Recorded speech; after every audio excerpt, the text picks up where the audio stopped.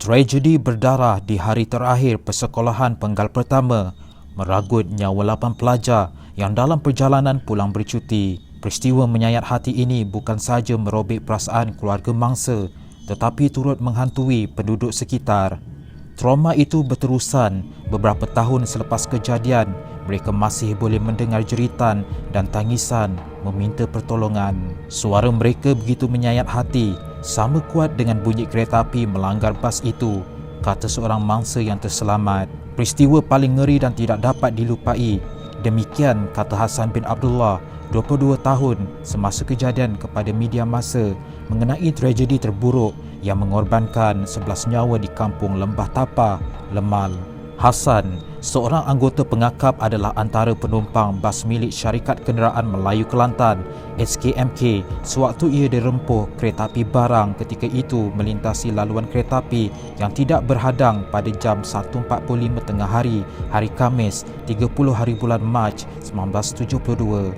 Ketika kejadian, bas itu syarat dengan 49 penumpang, seorang konduktor dan pemandu. 35 daripadanya adalah pelajar sekolah rendah dan menengah yang dalam perjalanan pulang pada hari terakhir persekolahan penggal pertama. Ramai di antara pelajar tersebut tinggal berdekatan sekolah dan mengambil peluang untuk pulang bercuti di kampung masing-masing. Kerana bas terlalu penuh, saya dapat berdiri di tangga saja. Hassan mengimbau kembali kejadian malang itu. Bila menyedari kereta api menghampiri bas, saya pun terjun dan berlari keluar dari landasan. Tidak dapat saya lupakan apa yang saya lihat dan jeritan serta lolongan pelajar-pelajar dan orang dewasa yang sama menumpang bas itu. Suara mereka begitu menyayat hati, sama kuat dengan bunyi kereta api melanggar bas itu, ujar Hassan kepada berita harian yang disiarkan pada 1 hari bulan April 1972. Bas tersebut di dalam perjalanan dari Pasir Mas menuju ke Pohon Tanjung melalui laluan Lemal, Labi dan Kampung Repek, manakala kereta api barang yang membawa 3 gerabak itu di dalam perjalanan dari Kuala Krai menuju Tumpat. Bas terhumban 50 meter selepas dirempuh kereta api. Sebahagian badan bas pula melekat di kepala kereta api. Mengikut pihak berkuasa, anggota badan manusia berkecai di landasan tersebut. Akhbar melaporkan pasukan penyelamat masih mengutip tulang dan sisa daging manusia sehari selepas kejadian.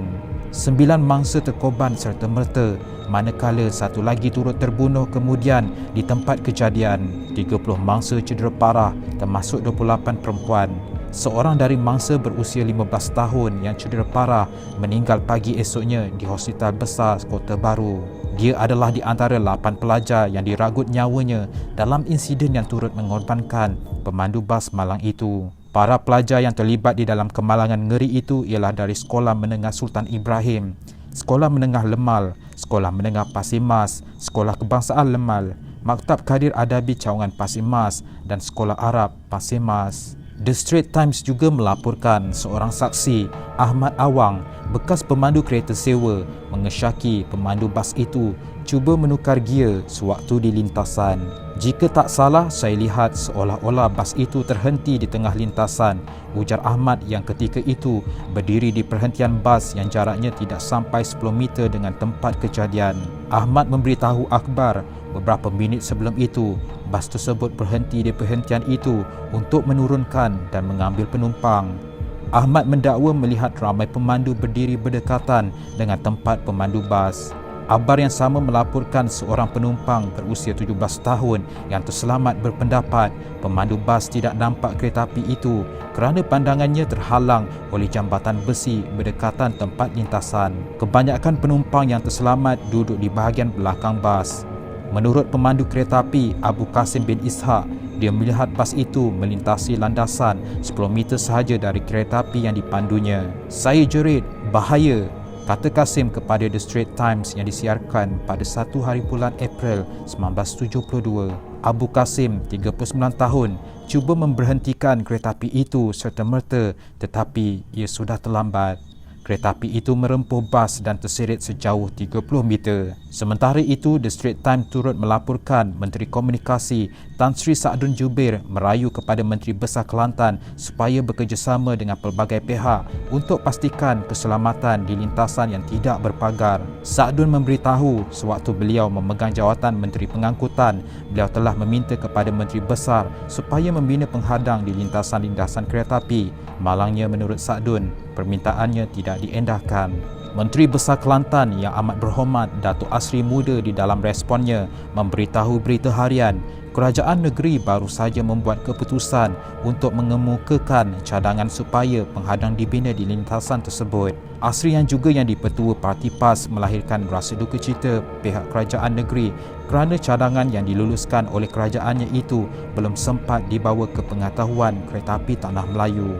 Asri juga menyatakan bahawa kerajaan negeri akan mengumumkan keputusan yang dibuat itu kepada kerajaan pusat supaya ia mendapat perhatian segera.